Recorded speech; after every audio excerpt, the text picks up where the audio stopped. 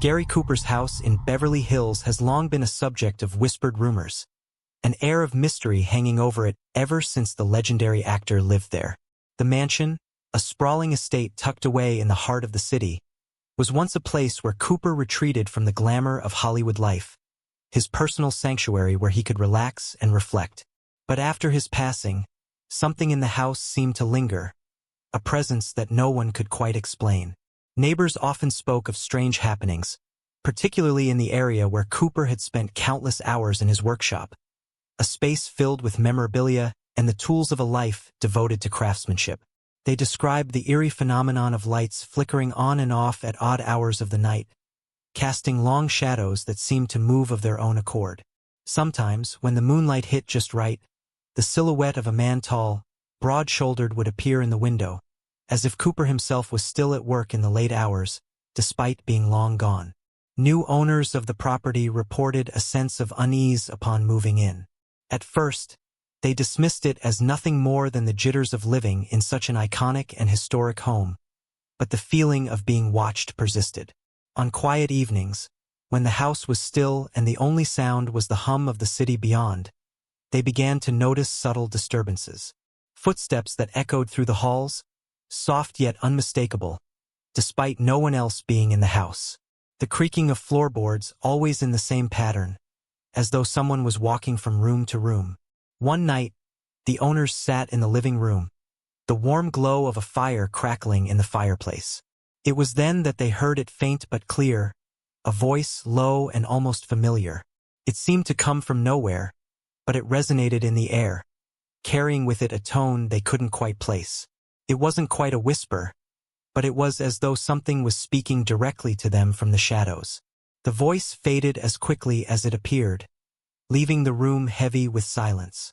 The mystery deepened when one of the owners ventured into the workshop, the very room where Cooper had once spent his time creating, to find that the lights had once again flickered on, even though no one had been in the room to switch them on. The tools, once neatly arranged, seemed slightly out of place, as if someone had recently handled them. Despite their best efforts to rationalize the experiences, the feeling that something or someone was present in the house remained. The longer they stayed, the more convinced they became that Gary Cooper's spirit had never truly left. His legacy, like his spirit, seemed to linger in the mansion's walls, creating an atmosphere of both nostalgia and unease, where the past met the present in the most unsettling of ways. The owners grew increasingly uncomfortable, but their curiosity about the house's mysterious happenings only deepened. As the days passed, the strange occurrences continued, each one more unsettling than the last. The voice they had heard in the living room one night had now become more distinct, sometimes almost clear enough to make out words. It was as if Gary Cooper himself was trying to communicate from beyond the grave. One evening, the male owner and avid history buff decided to dig deeper into the house's past. He spent hours in the library, poring over old magazines, books, and photos of the mansion from Cooper's time. In the back of a forgotten photo album, he found a peculiar snapshot. Gary Cooper standing in his workshop, his face expressionless, but his eyes fixed on something or someone just out of the frame. Behind him, a faint but unmistakable figure seemed to linger in the background. The owner's heart skipped a beat as he recognized the silhouette. It was the same figure he had seen in the window on those moonlit nights. But how could that be? The photograph was decades old. Determined to uncover the truth, the owner decided to spend the night in the workshop, hoping to experience firsthand what had been happening all these months. The house was eerily quiet as he made his way through the dimly lit halls, each step creaking underfoot. He set up a camera, determined to capture whatever it was that had been haunting the mansion. But as soon as the camera began recording, the lights flickered once again, and the temperature in the room seemed to drop. A cold breeze swept through, brushing against his skin as if an unseen presence was moving past him. Suddenly, the camera malfunctioned, the screen flashing static before it went black. The room was still, save for the faint sound of something or someone shuffling behind him. He spun around, his breath quickening, but no one was there. A chill crept up his spine as the light bulbs overhead flickered, casting long shadows across the room. Then there it was, a soft whisper, almost imperceptible at first, but growing louder, more insistent. It seemed to emanate from the very walls of the workshop. "Help me," the voice said, its tone deep, familiar but haunting. The owner froze, his mind racing. Was it Cooper? The voice was unmistakably male, but it had an otherworldly quality, as though it were trapped in the space between worlds. He tried to steady himself, telling himself it was just a trick of the mind, but deep down, he knew this was no illusion. As the whispering continued, the workshop seemed to come alive with energy objects rattling slightly, as though unseen hands were touching them. The man could feel his heartbeat pounding in his ears, and yet, the overwhelming sense that someone was watching him never wavered. At that moment, the door to the workshop slammed shut with a force that sent a jolt through his body. Panicked, he rushed to open it, only to find it locked from the inside. He could hear the unmistakable sound of breathing behind him, but when he turned to face it, there was no one there. His pulse quickened, and he knew he had to get out. But just as he reached for the door handle again, the lights flickered one final time, and in the brief darkness that followed, he saw someone standing in the corner of the room. The figure was tall and broad-shouldered, its outline familiar yet not entirely human. It was Gary Cooper, or at least the ghost of the man he once was. The air seemed to freeze around him as the figure stepped forward, its presence both magnetic and terrifying. As the ghost moved, it left behind a cold, unnatural chill, the kind that sank deep into your bones. The owner could barely breathe as he stood frozen in place, too terrified to look away, the specter's eyes locked onto his own. The ghost of Gary Cooper didn't speak. He didn't need to. His presence alone conveyed a message, a warning, perhaps, or a plea for something unfinished to be resolved. The room was silent except for the sound of the man's breath, which now seemed painfully loud in the stillness. The figure moved closer, until the space between them was nearly non-existent. And then, as quickly as it had appeared, it vanished, leaving the room empty and the door swinging open behind him. The owner staggered out of the workshop, shaken to his core. The house felt different now, charged with an energy he couldn't explain. As he stepped outside into the cool night air, he couldn't shake the feeling that the mansion was holding something back, something that had been waiting for decades to be uncovered. What was Cooper trying to tell him? What was still haunting the walls of that mansion? He wasn't sure he wanted to find out, but deep inside, he knew the truth was far more terrifying than he could have imagined. Don't forget to subscribe and like if you liked this story.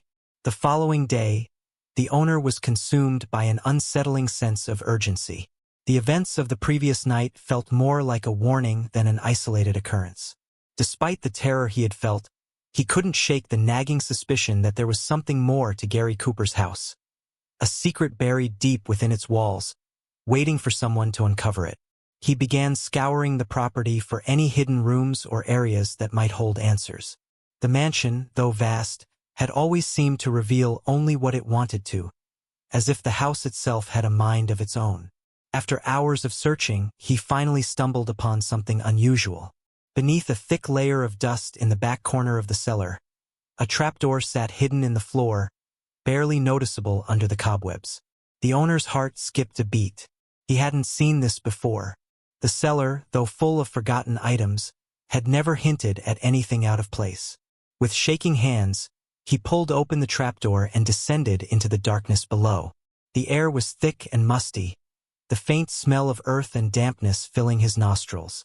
A low hum seemed to pulse through the walls, reverberating in his chest, as though the house was alive, breathing. As he made his way deeper into the basement, he realized the hum was not an artifact of the house, but something else, something faint, almost imperceptible but undeniable. The sound seemed to come from deeper within. He reached a narrow passage that led to a small, hidden room.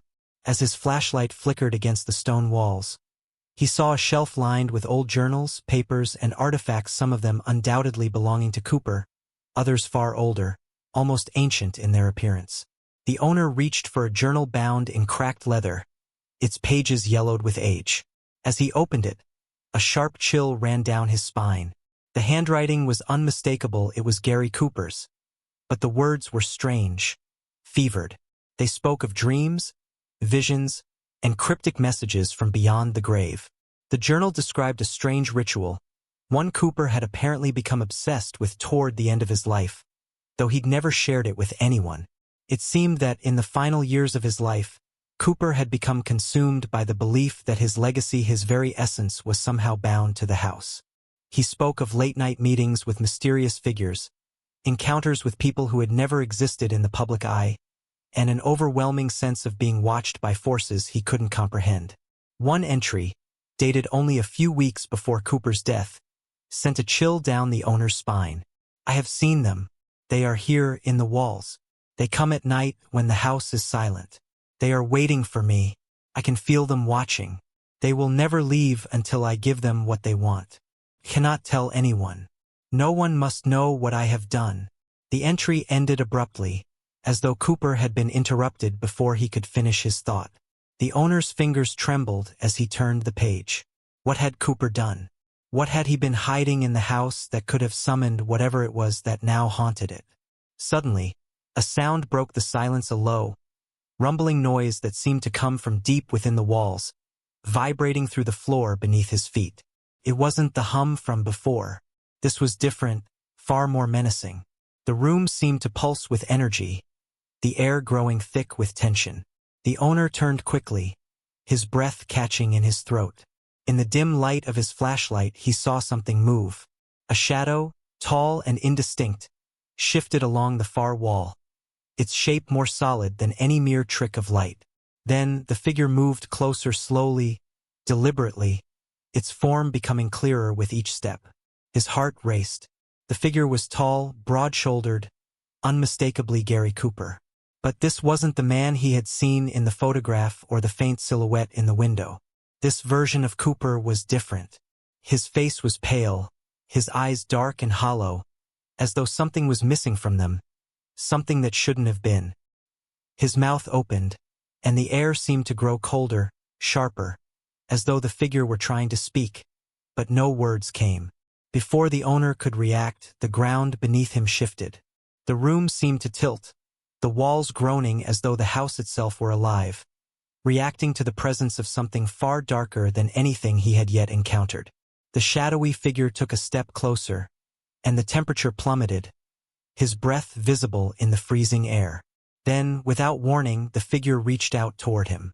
The owner's instincts kicked in, and he stumbled backward, his foot catching on a loose stone. He fell hard onto the cold floor, scrambling to get away. But it was too late. The figure was upon him, its presence suffocating, its eyes boring into his soul.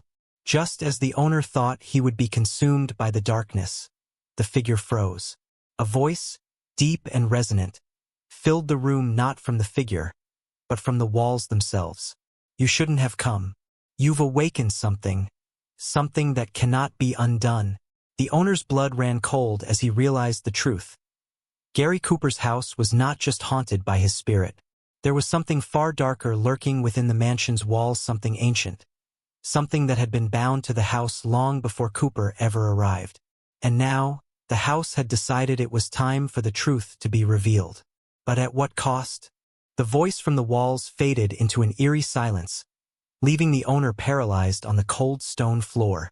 The shadowy figure of Gary Cooper stood motionless, its dark eyes locked onto him as if waiting for something.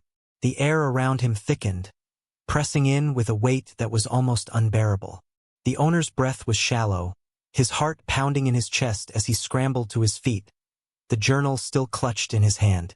Suddenly, the house seemed to come alive with a strange vibration, the walls pulsing in rhythm with his frantic heartbeat. The floor beneath him groaned, as though the entire mansion was shifting, rearranging itself. A low hum returned, only now it was louder, more insistent, vibrating through his bones. The house was changing, reacting to his presence, to the secrets he had uncovered. In the dim light of the basement, the figure of Gary Cooper took a step forward, its movements slow and deliberate, as though it were savoring the moment. The owner stumbled backward, trying to distance himself from the figure, but the room seemed to stretch and twist, warping around him. His flashlight flickered and died, leaving him in utter darkness, the oppressive silence only broken by the rhythmic thrum of the house. And then he heard it, a faint whisper, almost like a breath, but too sharp to be human. It came from behind him, from the shadows that seemed to swallow the space around him. He turned quickly, his mind racing, but saw nothing. Still, the feeling of being watched intensified, as though 1,000 unseen eyes were upon him.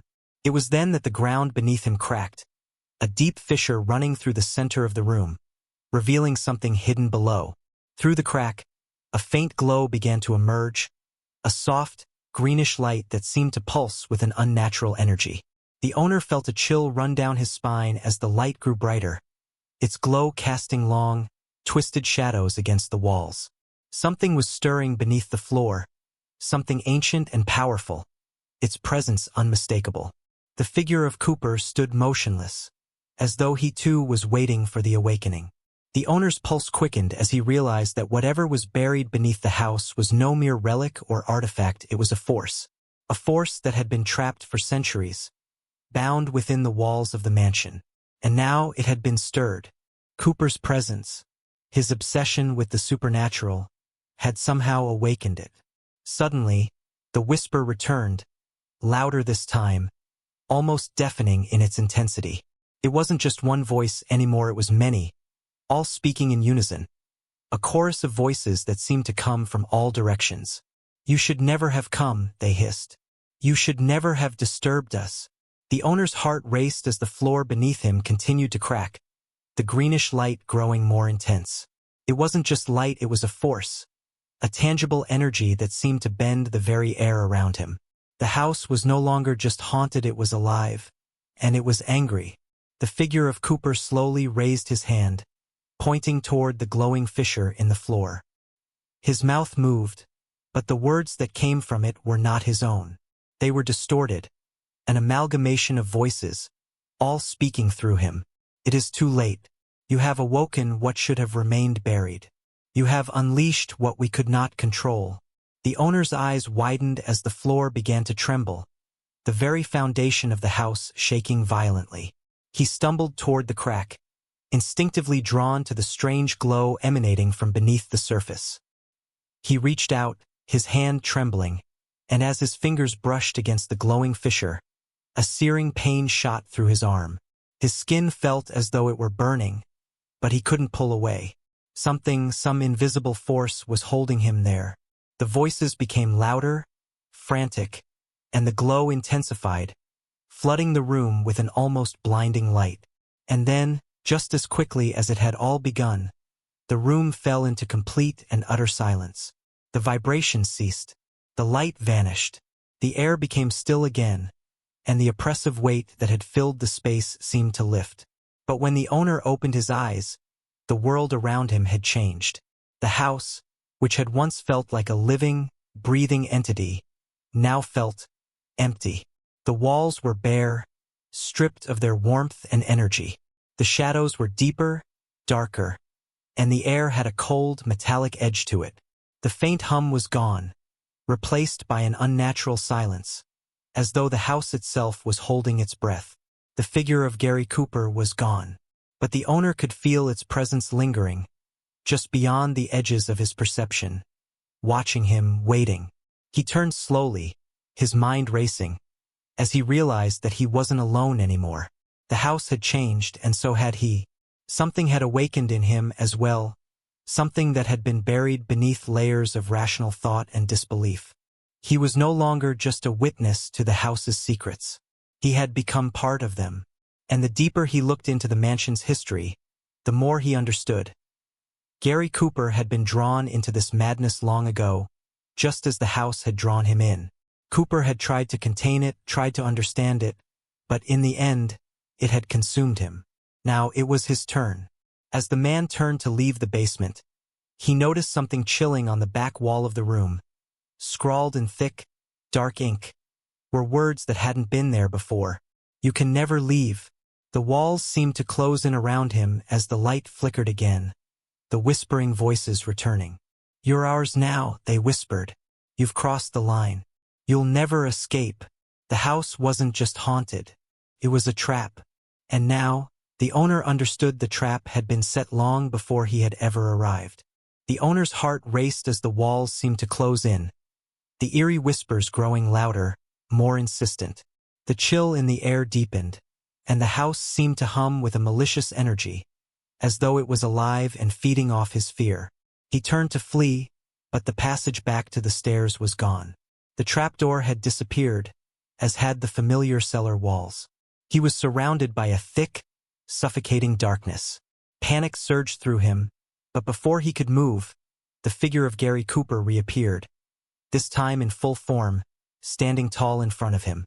His hollow eyes bore into the owner's soul. The whispering voices swirled around them, melding into a single, unified statement. "You can never leave." The owner stumbled backward, falling to his knees as the house seemed to crush him from all sides.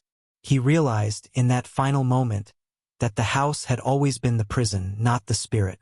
It had ensnared Cooper, and now it had claimed him too. With a final breath, he felt his body go cold, his thoughts slipping away. The house had consumed him, just as it had Gary Cooper, and as it had countless others before them. The mansion stood silent once more, its dark secret buried deep within, waiting for the next soul to wander in. And so, the cycle continued. The house would never let them go. Don't forget to subscribe and like if you liked this story. Any coincidences with real events or characters are accidental.